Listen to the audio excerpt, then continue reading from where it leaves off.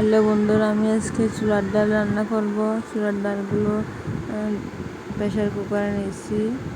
তার মধ্যে আমি হলুদ, লবণ, তেজপাতা দিয়ে দিছি।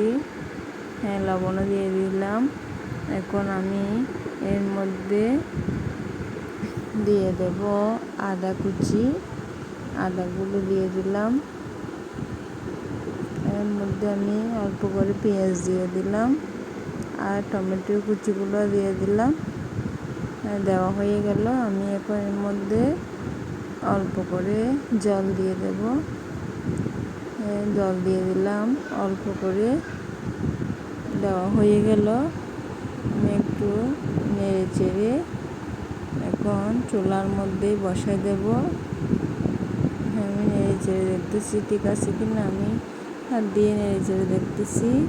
এখন আমি চুলার মধ্যে বসাই দিছি।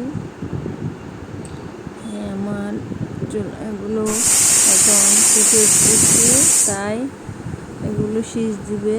শীষ 3-4টা দিলে হয়ে যাবে।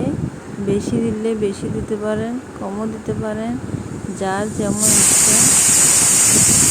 এখন কীভাবে শীষ দিচ্ছে, আমার ডালগুলো ফুটে যাচ্ছে, তাই এখন শীষ দেওয়া হচ্ছে। এর মধ্যে ডাল রান্না করলে খুব তাড়াতাড়ি হয়ে যায়। শীষ দেওয়া হয়ে যাচ্ছে।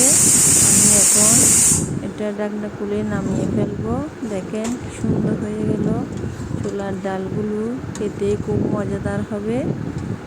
আমি এখন চুলার মধ্যে ডেকচির মধ্যে তেল দিয়ে দিলাম। তেলগুলা গরম হয়ে যাচ্ছে। এর মধ্যে আমি পাঁচফোড়ন আর পেঁয়াজ দিয়ে দিলাম। দিয়ে নেড়ে চেড়ে নিচ্ছি। খুব একটা সুগন্ধি বের হচ্ছে।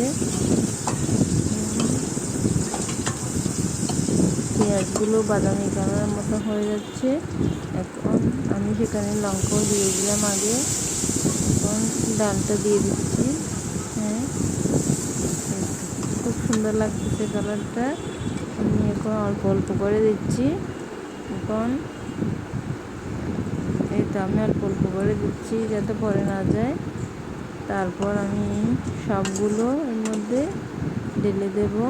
খুব সুন্দর লাগতেছে, দেখেন। ধন্যবাদ।